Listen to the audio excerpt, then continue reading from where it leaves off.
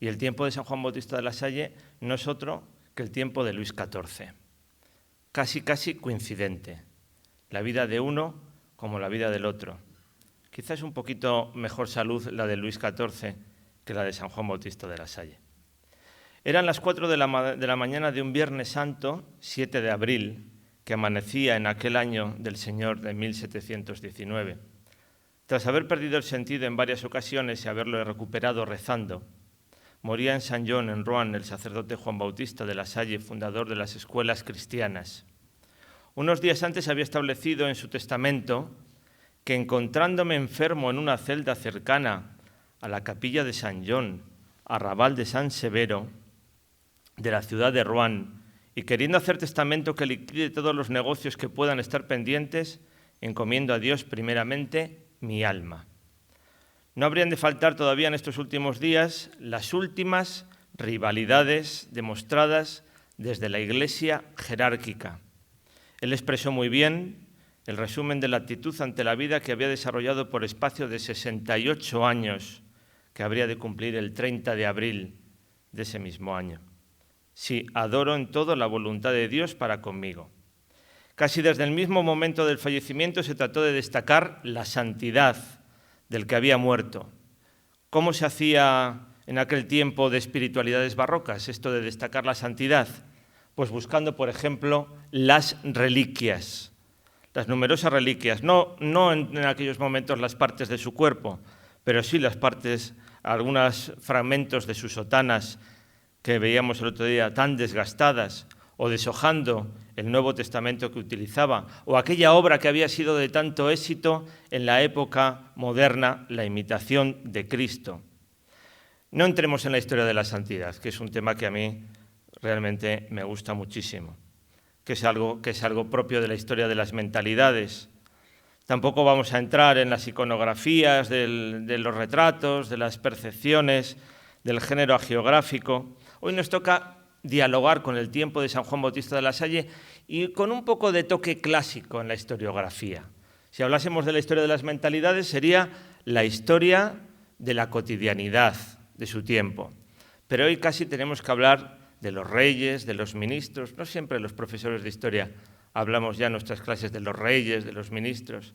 Pero aquí vamos a dialogar con el rey de Francia de aquellos momentos, el rey Sol, Luis XIV. Un tiempo de esplendor, según cómo se mire, claro. Para los que se estaban muriendo de hambre en aquellos momentos a costa del esplendor de Francia, de la grandeza de Francia, no era un tiempo de esplendor. También de esplendor de la espiritualidad francesa. Eran tiempos calamitosos, tiempos recios, hubiese dicho Santa Teresa, en lo eclesial y en lo espiritual, ya lo veremos también. A grandes males, pues ya saben, grandes remedios.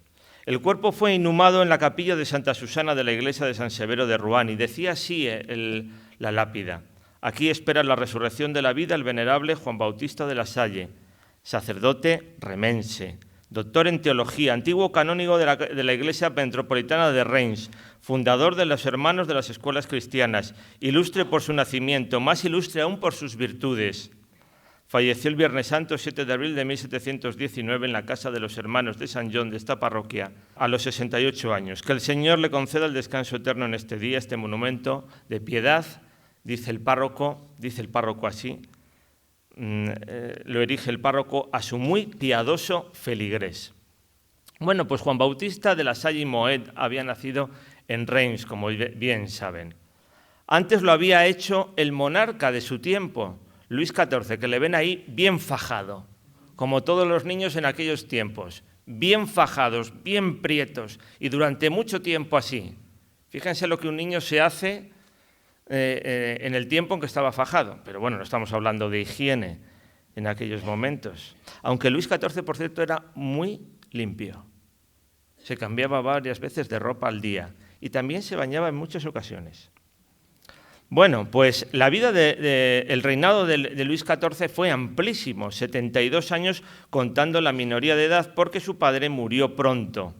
La verdad es que nació en 1638, el hijo primogénito, hijo único. Olvídense de aquello de Alejandro Dumas, que es que hay algunas veces que la novela histórica cuánto está bien, pero algunas veces cuanto mal hace, porque es que nos confunde. Y entonces, ¿se acuerdan de aquello de la máscara de hierro? No hubo otro hermano, mellizo, ni nada de eso. Era el primer hijo de Luis XIII y de Ana de Austria. Ya veremos quién era, sobre todo Ana de Austria, me interesa decirles quién era Ana de Austria. El primer hijo después de casi 20 años de matrimonio. No voy a yo aquí a iniciar la sesión del sálvame histórico, pero fue un matrimonio complejo de Luis XIII y Ana de Austria. No sé por qué razones, si por unas, por otras, por las dos, probablemente. Y hasta 1678 no nació el bien amado Luis, el don de Dios para Francia. Y su padre, como les digo, iba a morir muy pronto, en 1643. La verdad es que en 1642, diciembre, y 43, mayo, murió Richelieu y Luis XIII. Y en medio, y es el mapa que les he puesto aquí, de una guerra terrible, continental. Yo les digo algunas veces a los alumnos que es la Primera Guerra Mundial, la Guerra de los 30 años, que en realidad enfrentó a todos contra los Habsburgo. A veces a los católicos contra los protestantes, pero Francia estuvo del lado de los protestantes y era católica y estaba gobernada por un cardenal de la Iglesia romana como era Richelieu, porque Luis XIII, el que gobernaba era Richelieu. Entonces lo que pasa es que Francia entra en esa guerra en 1635 contra los Habsburgo. Está casada con un Habsburgo. Vale, voy a decir algo ya de su Habsburgo, de su esposa, Ana de Austria, en realidad Ana Mauricia de Austria, nacida en Valladolid en septiembre de 1601, en lo que es hoy la Biblioteca Pública del Estado, entonces Palacio del Conde-Duque de Benavente. Bueno, esa guerra de 1618 a 1648, la guerra de los 30 años, terrible, incluso más allá de Europa, y que va a finalizar con la derrota en realidad de los Habsburgo. Bueno, Francia va a continuar en guerra contra España hasta 1659, a pesar de que Luis XIII se casa con una española y Luis XIV se va a casar con otra española. Parientes todos. Ahí tienen ustedes a Richelieu, a Ana de Austria, a Luis XIII y al bien amado, al don de Dios, que así le llamaban, Luis don de Dios, que fue el futuro heredero del trono de Francia. A Luis XIV, en realidad, fíjense, claro, su madre era un Habsburgo, tenía ese sentido de la realeza de la Casa de los Habsburgo, de la Casa de los Austrias, la etiqueta española, antes se llamaba la etiqueta borgoñona. Ese sentimiento de solemnidad es muy importante en aquellos momentos. Naturalmente, como siempre, los historiadores pues andamos revisando los conceptos, qué es monarquía absoluta, qué es absolutismo, es la personificación Luis XIV del absolutismo, hay un nacimiento del absolutismo previo. Bueno, pues, ¿qué significa de modernidad?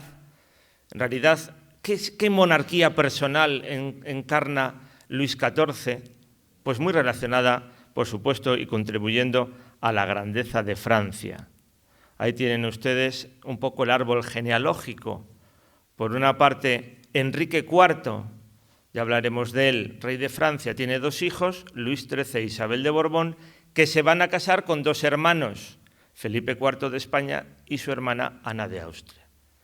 Por tanto, Luis XIV está muy emparentado con la monarquía española. Luis XIV y el señor de la Salle, que no es ningún título nobiliario, es el título de una película, no se conocieron personalmente.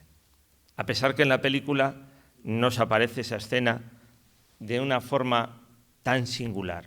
Bueno, pues efectivamente, ¿no?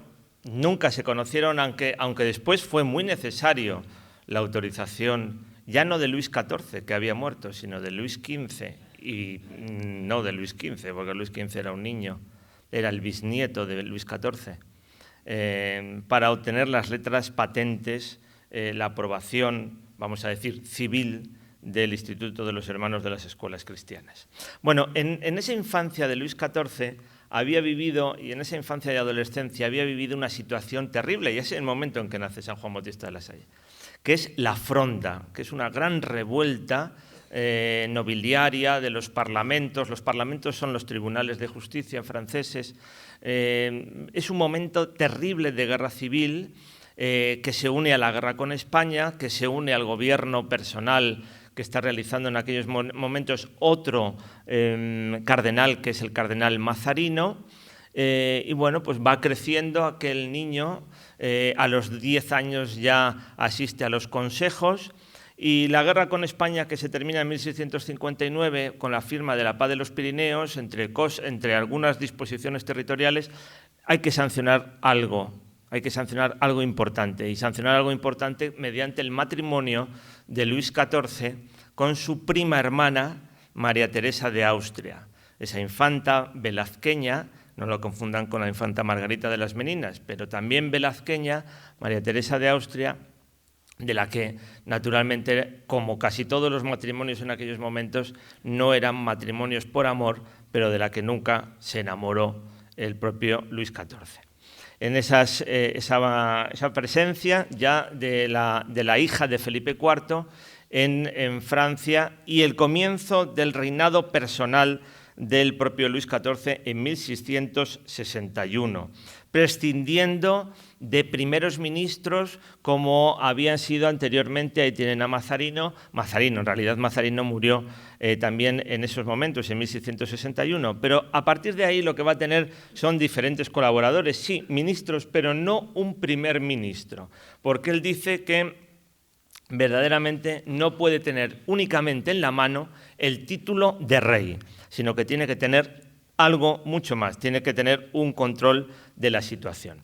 El absolutismo de aquellos momentos viene, por otra parte, consolidado por la existencia de una sociedad, como el otro día vimos el lunes, una sociedad estamental, en la cual cada uno tiene su función. Y eso venía desde la época medieval. Unos tenían la función de rezar, otros tenían la función de guerrear y otros tenían la función de trabajar. Y todo era importante: el rezar, el guerrear y el trabajar, el hacer producir la tierra. Lo que pasa es que esto había cambiado. Es verdad que se seguía guerreando, pero la nobleza se había profesionalizado y había una nobleza administrativa, y había una nueva nobleza como la nobleza de toga. A esa nobleza pertenece la familia de Juan Bautista de la Salle, a esa nobleza de los funcionarios, de los miembros de los tribunales de justicia. En muchos casos ennoblecidos hacía poco tiempo, porque en este caso la familia renuncia a las ocupaciones anteriores en los negocios. Por parte de los que rezaban, pues eso se mantenía prácticamente con... No habían cambiado demasiado las cosas, aunque ahora haremos algunas matizaciones. Por parte de los que trabajaban, sí que había habido muchos cambios. Es verdad que Francia sigue siendo una... como todas las coronas en aquellos momentos, no voy a utilizar la palabra nación porque sería anacrónico, sino que era una corona en la cual la mayoría de la población vivía de la tierra y dependía de la tierra en todo lo que realizaba. Si las cosas iban mal, las cosas iban a ir muy mal en la alimentación, iba a ir muy mal en la salud, iba a ir muy mal en los nacimientos, y se iba a elevar la mortalidad. Lo que pasa es que las ciudades desde el siglo XIII habían tenido una mayor importancia. Incluso en el siglo XVI esa importancia se había intensificado. Por ejemplo, la ciudad de Rouen, desde la cual va a venir Adrián Niel, pues es una ciudad muy importante. Reims es más pequeña. Unas pocas escuelas podían satisfacer las necesidades educativas. Tenía una gran catedral, como vamos a ver ahora, pero pues las ciudades habían sido fundamentales para el reforzamiento del poder real, porque siempre las ciudades eran un espacio de libertad frente a los ámbitos del campo, donde ahí se había notado más el sistema feudal. Bueno, es una familia, la de San Juan Bautista de la Salle, de muchos hijos, de 11 hermanos, de los cuales muchos de ellos van a ser eclesiásticos. Aquí hay una peculiaridad, es que el primogénito es ya eclesiástico y va a ser eclesiástico. Va a obtener la tonsura muy pronto y va a tener una carrera prometedora como también hemos dicho estos días. Y probablemente de haber sido esa carrera prometedora, ya en la historia tenemos bastantes cosas con lo que pasó, como para ocuparnos en lo que podía haber pasado. Pero podía haber sido probablemente un arzobispo importante. Como canónigo de la catedral ya tenía un solideo como este para cubrir su cabeza. Había ido a París a formarse, ya veremos la importancia de ir a París, que era un canónigo. Yo el otro día en clase, hablando de archivos eclesiásticos, pregunté, ¿qué es un canónigo? Y una persona me levantó la mano rápido y me dijo, un tipo de lechuga. Digo, ya, pero no pensaba yo eso, tiene razón, no le falta razón. Para las ensaladas, en el Mercadona pone canónigos. Claro, pero no buscaba yo eso. Es un clero privilegiado. Bueno, el clero es siempre privilegiado, pero el clero no siempre es acomodado. El párroco de San Sulpicio es clero privilegiado y acomodado. Un canónigo es privilegiado y acomodado, pero la mayoría de los párrocos de Francia son privilegiados porque están dentro de un ámbito y de un estamento privilegiado, pero tenían en muchas ocasiones una situación parecida a la de muchos campesinos en el ámbito de vida. Los canónigos no. Hombre, era molesto, las catedrales estaban frías, las sillerías eran incómodas, había que ir muchas veces a rezar cuando no le sustituían los coadjutores. Bueno, ya estaban adaptadas hasta de forma anatómica con las misericordias. Es decir, el clero tenía sus matices, naturalmente, sus matices. Y claro, pues tampoco pensemos que todos los canónigos, como dice en un momento en la película, unos pobres dicen, es un canónigo, dice así el pobre, ¿no? Cuando le arranca no el pectoral, sino la cruz que le imponen a San Juan Bautista de la Salle, dice, es un canónigo, dice, abajo los canónigos. El cine histórico está bien para estimularnos, no para creérnoslo, porque pasa como la novela histórica, está bien, nos estimula, pero no se lo crean todo, que hay concesiones a la ficción.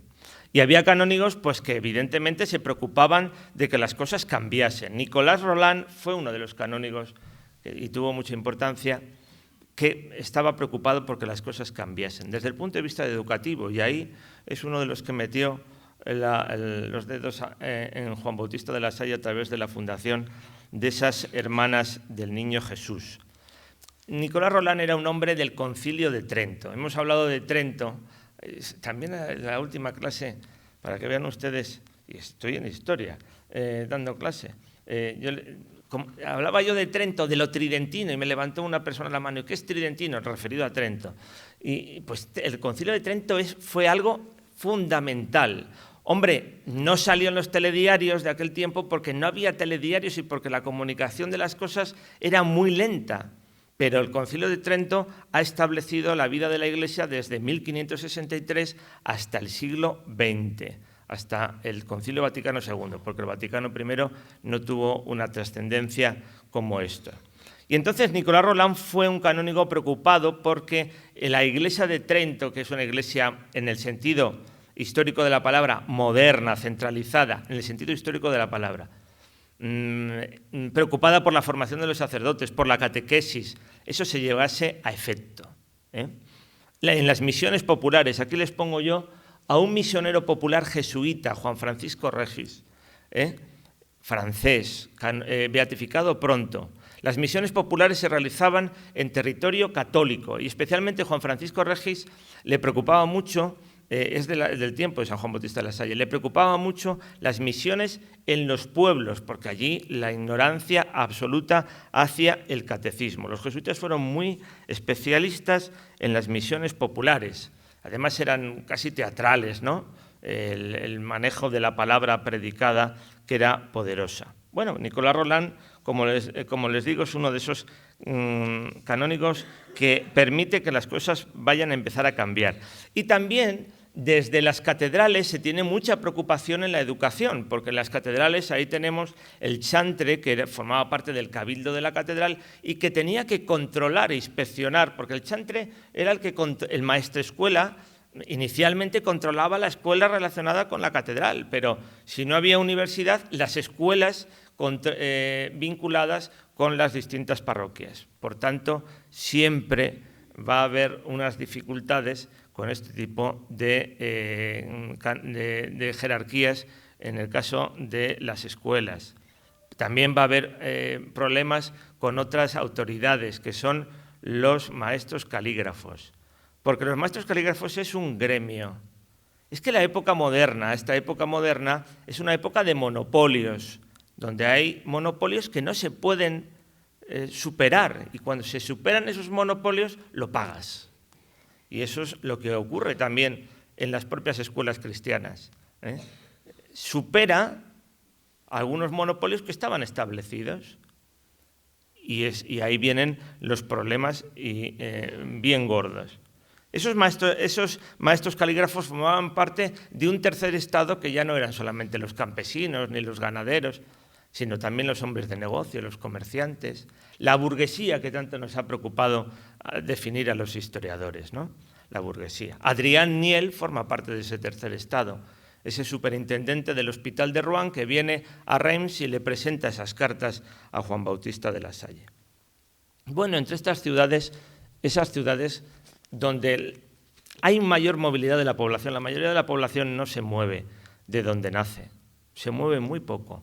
Juan Bautista de la Salle es un privilegiado ya toda su vida, por mucho que renuncie a sus bienes, será un privilegiado por su educación y será un privilegiado porque tiene una visión mucho más amplia que que la mayoría de los hermanos que va a tener en las escuelas cristianas. Por ejemplo, en el ámbito de los desplazamientos, sí, irá a pie, porque cuesta mucho ir de Rouen a Reims o de París a Reims, y no les digo nada a Marsella. Cuesta el sueldo de un maestro no sé cuántas veces. Pero, por ejemplo, en las reglas de cortesía y urbanidad cristianas, pues tenemos, ahí tienen al canónigo La Salle y ahí tienen Reims. Siempre hay que situar las cosas en el mapa, que nos creemos que no sabemos las cosas, pero luego no sabemos dónde está Reims. En la regla de cortesía y urbanidad cristiana, La Salle escribe de la manera de comportarse al andar por la calle. Esto era muy jesuítico. Los jesuitas habían establecido cómo ir siempre los jesuitas mirando a un sitio, no mirando a otro, no meneando la cabeza, por supuesto no mirando a las mujeres, y en el viajar en carroza o a caballo. Bueno, pues este texto es de esa obra tan interesante. Dice La Salle, porque este libro está también pensado para una promoción de sus alumnos en un futuro. Cuando se está en una carroza es muy descortés mirar de frente a nadie de los que están dentro, echarse sobre el respaldo o acodarse en cualquier lugar. Hay que mantener el cuerpo recto y reservado a los pies juntos tanto como se pueda. También es muy inconveniente y totalmente contrario a la cortesía escupir en la carroza, y si uno se ve obligado a hacerlo, emplees el pañuelo. Si se escupen por la portezuela o la ventanilla, lo que no es nada conveniente, a menos que esté uno sentado, se debe entonces llevar la mano a la mejilla para disimularlo. Ellos iban andando, pero sabía lo que era ir en carroza. Bueno, pues Adrián Niel sí que se movió de un sitio a otro, sí que fue de los privilegiados que se movían de un sitio a otro. Incluso sabemos que Juan Bautista de la Salle quiso ir a Roma. Finalmente, Juan Bautista de la Salle no fue a Roma hasta que no se llevaron sus restos en el año 1937. Quiso salir desde Marsella y no pudo ir desde Marsella. Bueno, pues ahí tenemos esta Francia de Luis XIV, donde el poder del rey se va extendiendo a los diversos territorios. Decíamos que no tiene primer ministro, pero tiene colaboradores, y colaboradores muy importantes. Uno de ellos, por ejemplo, que es originario, la familia de Reims, es Colbert, que no es un economista, pero cuadra los presupuestos, sobre todo cuando no hay guerra. Cuando hay guerra, cuando empieza la guerra con Holanda, se acabó el cuadrar los presupuestos. Se acabó ese intento que había realizado Colbert de hacerlo. Para eso estaba el otro gran ministro de Luis XIV, que era el marqués de Louvois, y que Louvois va a ser el gran modernizador del ejército y el encargado de otra operación curiosa, importante, como va a ser el final de la convivencia con los hugonotes. Como se pueden ustedes imaginar, Colbert y Louvois no se llevan bien. Y el rey sabe jugar a todo esto, cómo mantener la confianza en uno en otro. No son válidos, son ministros. Y Louvois, pues es muy interesante porque su hermano es el arzobispo Letelier, que es el arzobispo de Reims. Y vaya que se conoció el arzobispo de Reims a Juan Bautista de la Salle.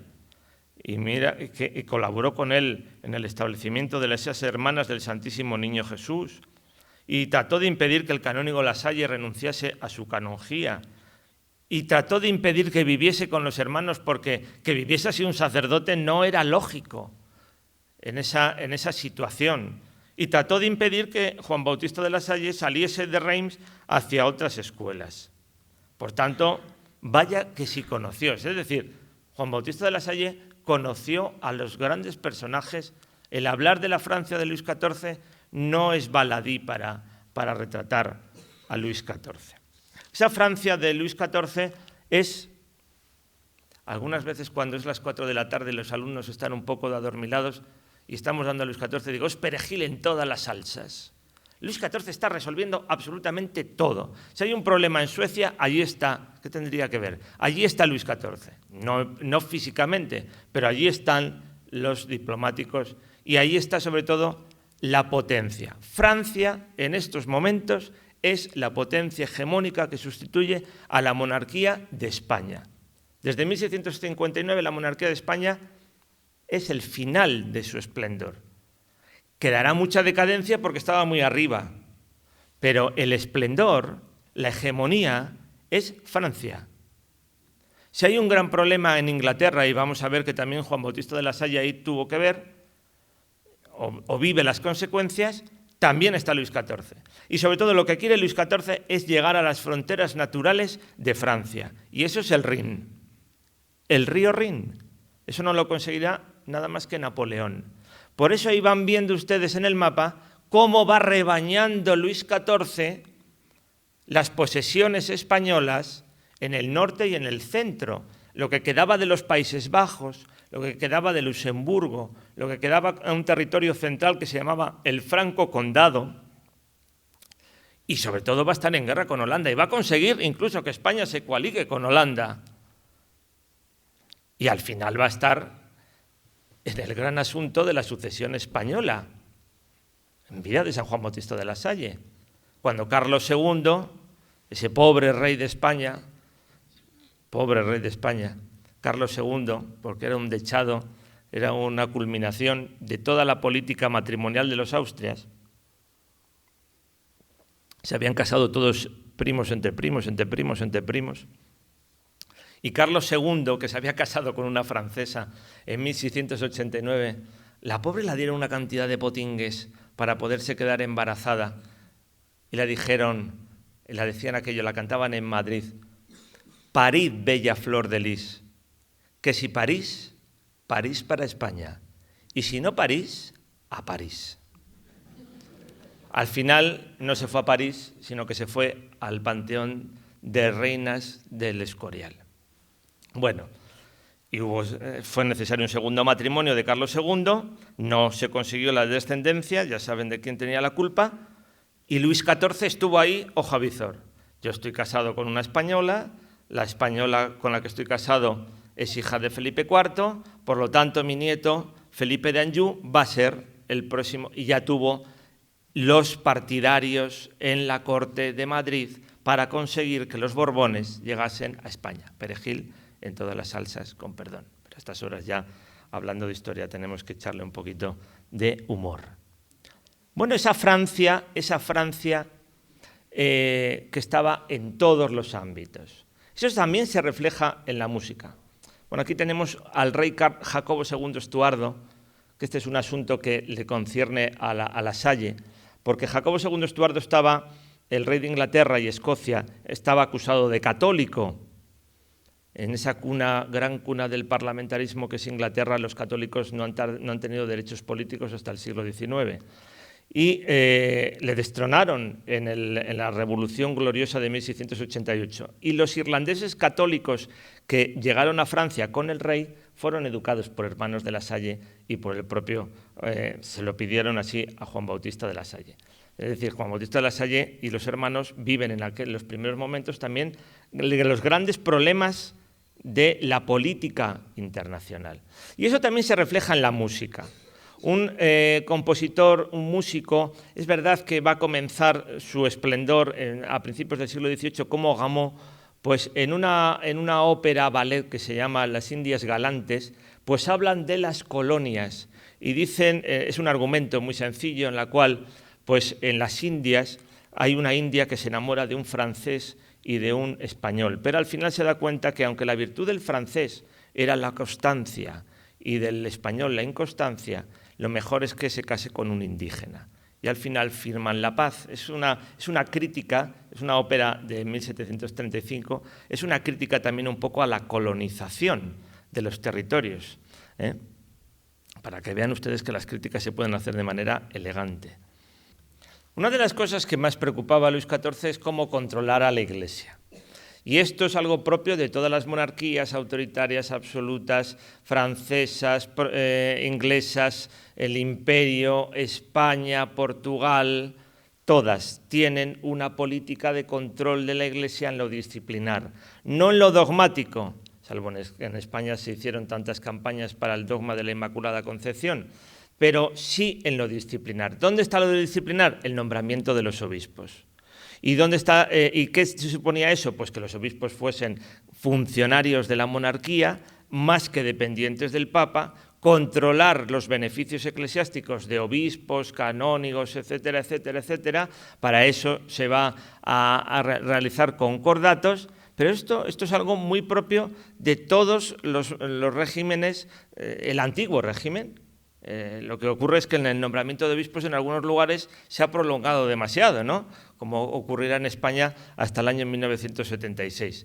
Pero los grandes conflictos que va a tener Luis XIV pues va a ser por controlar a toda esa Iglesia francesa, casi Iglesia nacional de Francia. En Inglaterra, como habían entrado otros factores, estamos hablando de una Iglesia nacional inglesa, anglicanismo, pero aquí estaríamos hablando del galicanismo, que fue realmente poderoso y que como además muchos obispos debían al rey su nombramiento, pues eran galicanos. El arzobispo de París, que le hemos visto ahí en la película de Juan de la Salle, Noailles, pues era un galicano de tomo y lomo, porque toda su promoción dependía de Luis XIV. Y además en Francia, en España era el rey católico y en Francia era el rey cristianísimo, porque Clodoveo se había convertido allá por el siglo VI al cristianismo romano. Y entonces Francisco I de Francia, ya en el siglo XVI, había establecido cuáles eran las competencias del rey de Francia para con la Iglesia, en esos llamados artículos, las libertades galicanas, que después se van a convertir en los artículos galicanos, que hasta se estudiaban, por supuesto, de forma obligatoria en los seminarios y se estudiaban en las escuelas de estudios superiores, no en las primarias, pero sí en estudios superiores. Esto va a llevar a que algunos obispos pues, también se rebelen y vayan a contar con el apoyo del Papa, y que Luis XIV se va a saber enfrentar con el Papa correspondiente, pero cuando le interese por la guerra la neutralidad del Papa, ya sabrá él bajar el pie del acelerador, o sus ministros. Y esto es una tradición de relación, a pesar de lo laica que es Francia, de galicanismo hasta el siglo XX. Les he traído esa portada que he encontrado en internet, Dios salve a la France, y la República camina de la mano del papado. Las repúblicas también ponían los capelos cardenalicios. Bueno, pues los artículos galicanos, esto fue un gran conflicto y ahí está el arzobispo de París, Luis de Noailles. ¿Y dónde está La Salle en todo esto? Pues vive La Salle todo esto, claro que lo vive. Más bien La Salle está en el ámbito de unirse con la Santa Sede. Ahí el grupo son los sulpicianos, es decir, los vinculados al seminario de San Sulpicio, y él ha estudiado en el seminario de San Sulpicio, y ahí están los jesuitas. Y él, por mucho que algunas veces no se haya destacado, es muy jesuítico. Y es jesuítico en su ámbito educativo y también en su actitud política, entre comillas, con la Santa Sede. Hombre, manda a 2 hermanos y al final se quedará el hermano Gabriel Drolén allí en Roma, en solitario, junto al Papa, dirigiendo la escuela del Papa. Le interesa al Papa y le interesa dejar claro que él está junto a la autoridad del Papa. Lo que ocurre es que él, que es doctor en teología, considera que los hermanos no se tienen que meter en estas controversias. Por aquí tenía el texto, si le encuentro. Le viene a decir que doctores tiene la Santa Madre Iglesia y que, por lo tanto, los hermanos no tienen que meterse en estas cuestiones de las grandes controversias que van a existir. Porque, además, lo que tienen que hacer los hermanos es, como dicen las meditaciones, ocuparse de cuidar a los niños como cuidaba San José al niño Jesús, en silencio y sin destacar. Bueno, quizás era una postura inteligente en aquellos momentos, porque además del galicanismo tenemos otra controversia gorda. Hoy la moral no es un tema de estudio, bueno, no es de primera página, salvo cuando hay algunas entrevistas al Papa. Pero antes la moral era de primera fila. O sea, vuelvo a decir, si hubiese habido telediarios, habrían existido los debates de la moral. Entonces aparece una corriente que inicialmente parece que es renovadora, a principios del siglo XVII, por parte de un obispo que se llama Jansenio. Ahí le tenemos a Jansenio, que muy influenciado por San Agustín en una obra que se llama Augustinus, va a propiciar una renovación moral con una moral muy estricta. Es lo que llamamos jansenismo. Frente al jansenismo, los que tienen una moral un poquito más laxa, que facilitan la absolución en el confesionario. Ahí están los jesuitas, aunque no todos, Ahí hablaríamos de otras palabrejas raras, que yo aquí desde luego no las solamente las voy a pronunciar: probabilismo y probabiliorismo. Es todas cuestiones de teología moral, no voy a entrar en ello. Pero el jansenismo fue un gran debate. Incluso Luis XIV veía una oposición en todos los que eran jansenistas. El arzobispo de París era galicano y jansenista, lo tenía absolutamente todo. Y actuaba contra los que eran considerados pues del otro ámbito, de un ámbito más cercano a Roma y también de una teología moral más misericordiosa, porque el jansenismo se acercaba en algunas cosas al calvinismo. Aquí no se salva nadie si no hay gracia divina, y la gracia divina como que se reparte poco.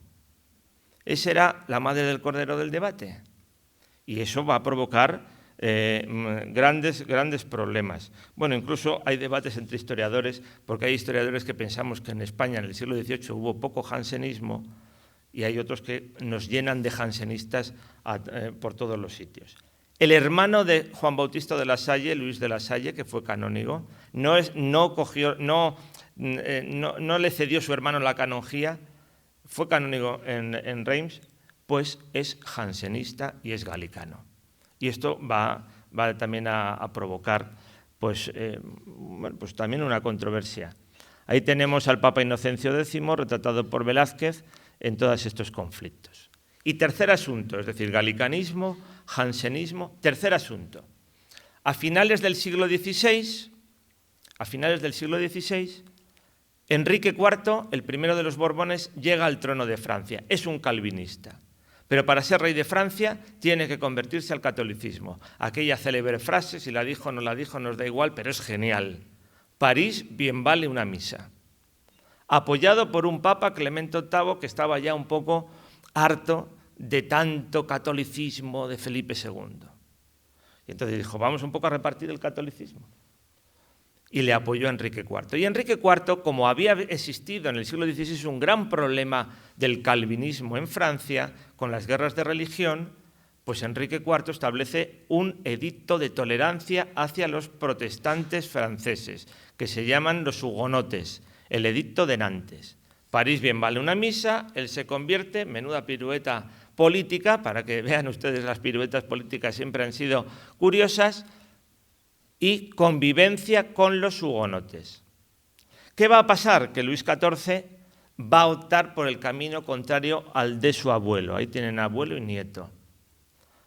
Porque no se concibe que un monarca absoluto tenga súbditos de distintas religiones. Dejémonos ya de populismos con lo del tema de la expulsión de los judíos y de los moriscos. No se concibe por parte de ningún monarca que tengan súbditos de distintas religiones. En España se hizo con los judíos y con los moriscos, en Francia se hizo con los hugonotes y en Alemania pues fue otra cuestión. Y lo que va a hacer Luis XIV es poco a poco. Primero a los hugonotes más favorecidos les va a hacer una faena cotidiana, que es que los dragones del ejército de Francia se alojen en sus casas. Eso descabala todas las economías.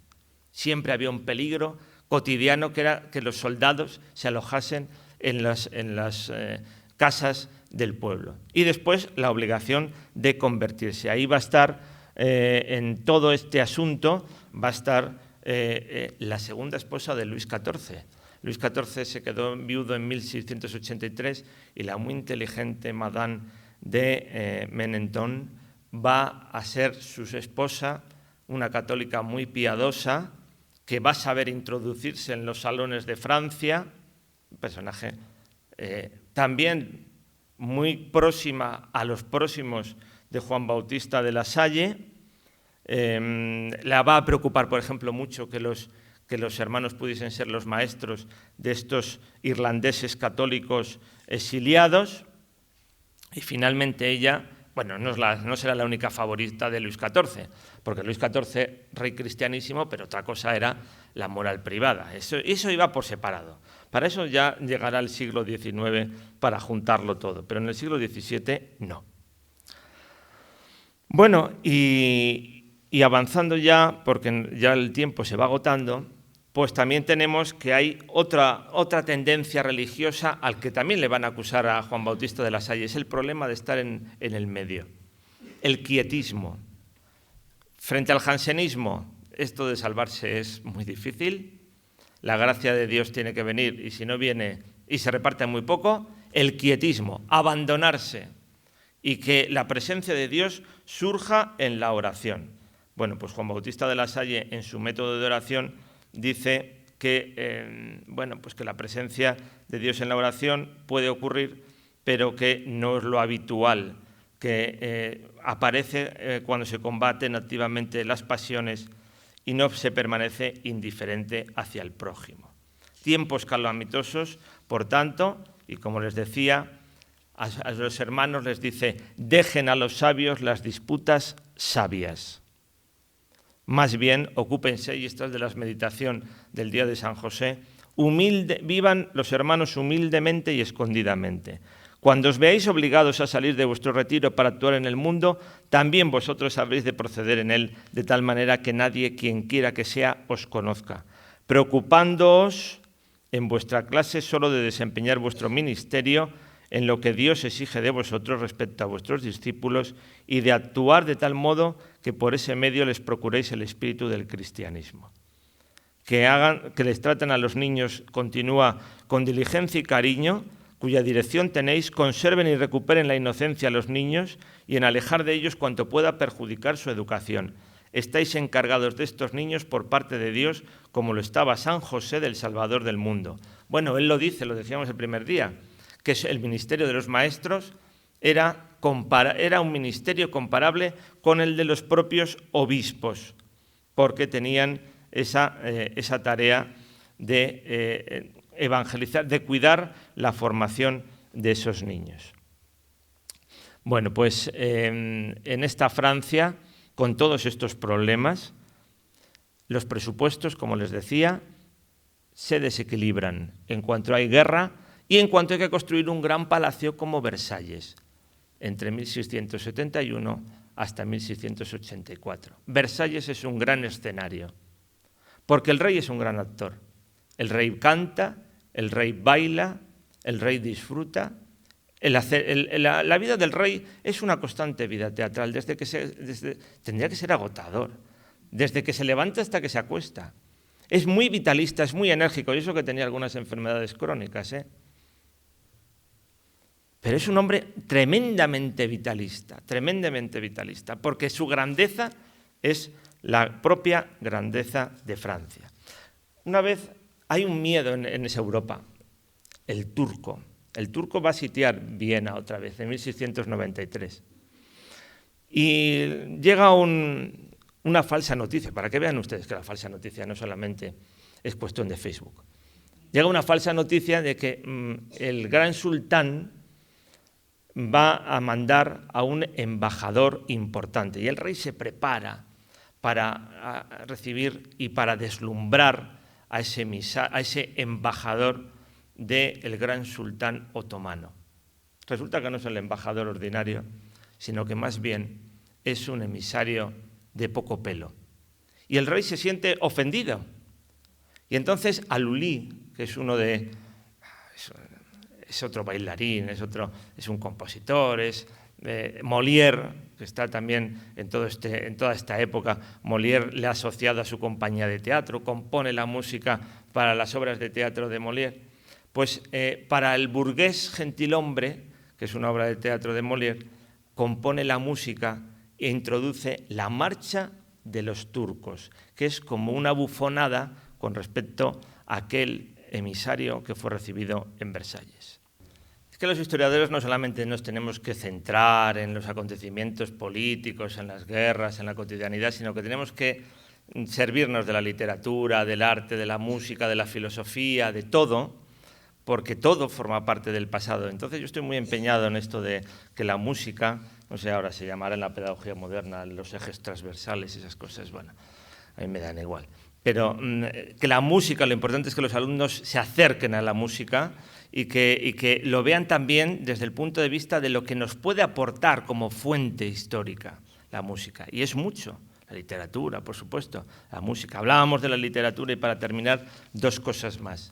Precisamente el poder de Francia va a estar relacionado con una coordenada de espiritualidad francesa muy potente.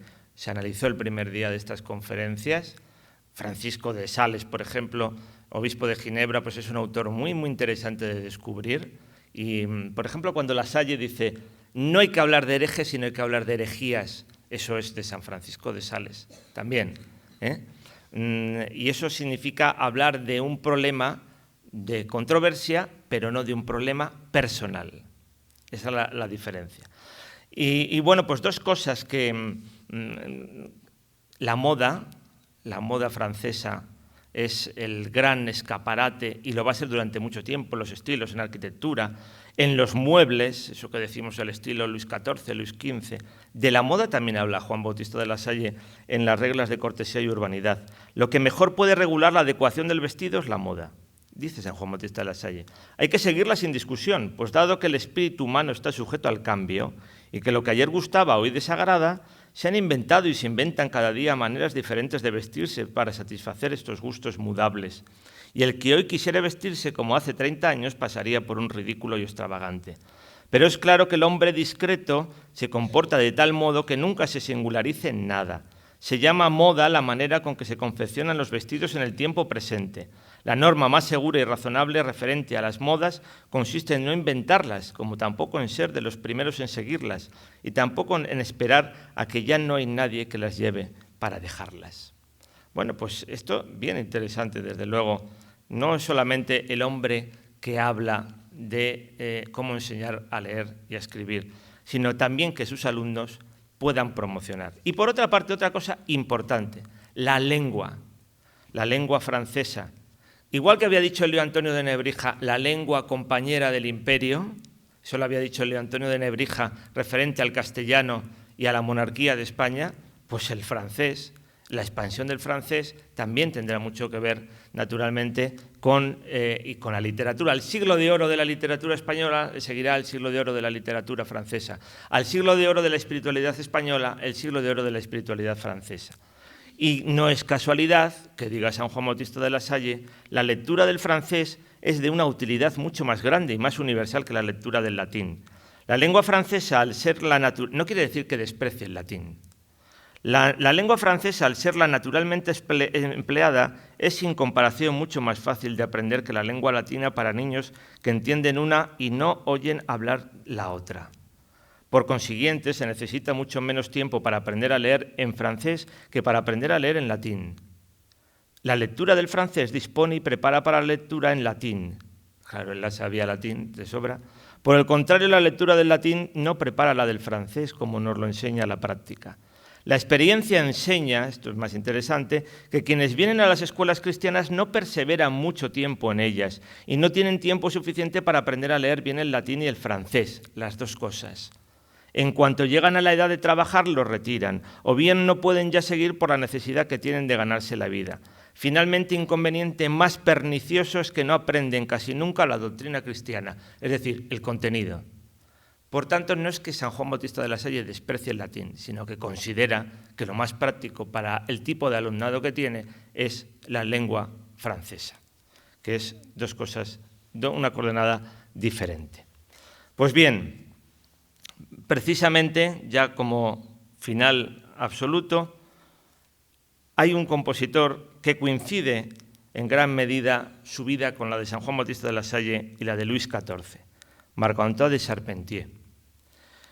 Este es un hombre que descubre la música en su formación, es parisino, pero se forma en Italia musicalmente y descubre allí la música. Vuelve a París y podía haberse convertido en el gran rival de Lully, lo que pasa es que Lully ya le supo apartar.